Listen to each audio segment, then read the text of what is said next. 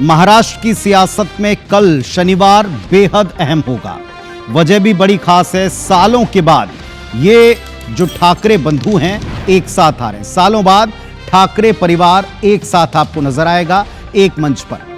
परिवार के दो दिग्गज जो कभी राजनीति के लिए अलग हुए थे अब फिर एक साथ आ रहे हैं। शिवसेना यूबीडी के अध्यक्ष उद्धव ठाकरे और एमएनसी प्रमुख राज ठाकरे मराठी भाषा के मुद्दे पर हाथ मिला चुके हैं। फडणवीस सरकार के हिंदी को स्कूलों में जरूरी किए जाने के खिलाफ ये दोनों भाई विरोध का झंडा बुलंद करने वाले हैं। लेकिन इसके पहले एमएनएस कार्यकर्ताओं के एक वायरल वीडियो ने मराठी वर्सेस गैर मराठी की सियासत को और सुलगा दिया और इसे हिंदू बनाम मुसलमान तक दर्शाया जाने लगा। देखिए, महाराष्ट्र में फिर मराठी वर्सेस गैर मराठी। महाराष्ट्र में कौन सी भाषा बोली जाती है? सब भाषा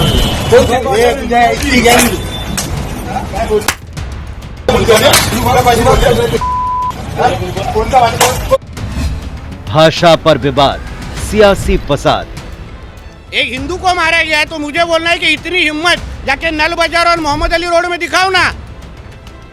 वो जो दाढ़ी वाले और गोल टोपी वाले क्या मराठी में बात करते क्या?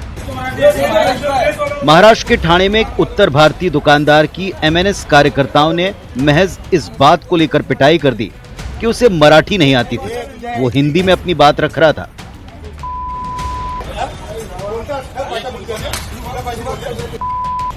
मराठी बुलवानी की जिद को लेकर मनसे की गुंडागर्दी का वीडियो क्या वायरल हुआ। भाषा विवाद एक नए स्तर पर पहुंच गया। फडणवीस सरकार में मंत्री नितेश राणे ने इसे हिंदू मुस्लिम मुद्दे से जोड़ते हुए एमएनएस को चुनौती दी कि अगर हिम्मत है तो गरीब हिंदी भाषियों को छोड़ टोपी वालों से मराठी बुलवा कर दिखाओ। उधर जाने की उनको कान के नीचे बजाने की हिम्मत नहीं है। जावेद अख्तर क्या मराठी में बात करता है क्या? आमिर खान क्या मराठी में गाता है क्या? उधर उसके मुंह से मराठी निकालने की हिम्मत नहीं है। ये गरीब हिंदू को क्यों मारने की हिम्मत कर रहे हो? ये सरकार हिंदू ने बिठाई है। हिंदुत्व विचार की सरकार है। इसलिए इस तरह की कोई भी अगर कोई हिम्मत करेगा तो हमारी सरकार भी तीसरी आंख खोलेगी। दूसरी तरफ महाराष्ट्र की फडणवीस सरकार में शिंदे गुट के शिवसेना नेता और गृह राज्य मंत्री योगेश कदम मारपीट करने वालों के बचाव में खड़े हो गए। महाराष्ट्र में मराठी तो बोलनी ही पड़ेगी। अगर मराठी नहीं आती है तो आपका ये एटीट्यूड नहीं चलेगा कि हम मराठी बोलेंगे नहीं। हिंदी बनाम मराठी की इस लड़ाई में महाराष्ट्र सरकार में भी मतभेद खुलकर देखने लगे हैं। दूसरी तरफ शिवसेना यूबीटी नेता आदित्य ठाकरे ने काउंटर अटैक किया कि एक तरफ तो बीजेपी हिंदी और राष्ट्रवाद की बड़ी बातें करती है, लेकिन दूसरी तरफ दुश्मन देश पाकिस्तान की हॉकी टीम को खेलने देने के लिए एनओसी भी दे रही है। आतंकी कार्रवाई हो रही है हमारे देश के खिलाफ। उसी पाकिस्तान के साथ हॉकी खेलना चाहते हैं हमारे देश में और फिर यूएई में जाके क्रिकेट खेलना चाहते हैं। तो ये दो बातें क्यों हो रही है? महाराष्ट्र में कौन सी भाषा बोली जाती है? सब भाषा।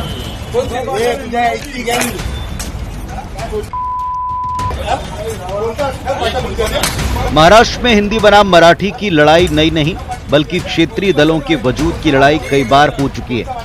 शिवसेना जब अस्तित्व में आई तब बाल ठाकरे ने मराठी बनाम गैर मराठी की दरार चौड़ी कर शिवसेना की जमीन पक्की की। अब सालों बाद उद्धव ठाकरे और राज ठाकरे भाषा विवाद के मुद्दे पर हाथ मिलाकर साथ आकर एक बार फिर मराठी बनाम गैर मराठी के मुद्दे को हवा देने की कोशिश कर रहे हैं। Bureau report, IBC 24। तो आपने देखा किस तरीके से वहां महाराष्ट्र में इस खाई को और गहरा करने की कोशिश है कि अगर कोई वहां रहता है तो इसे मराठी बोलनी ही पड़ेगी। ये सरकार के भीतर से भी कुछ आवाजें आ रही। तो महाराष्ट्र में मराठी बनाम गैर मराठी की लड़ाई पर सबसे बड़ी बात सरकार क्या सोचती, मुख्यमंत्री देवेंद्र फडणवीस क्या प्रतिक्रिया देते हैं, इसे भी सुनिए।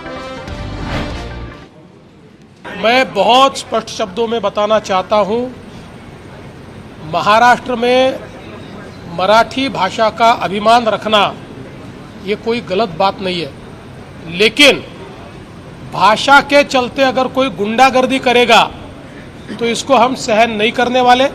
जिस प्रकार की घटना हुई है उसके ऊपर पुलिस ने FIR भी किया और कार्रवाई भी की है।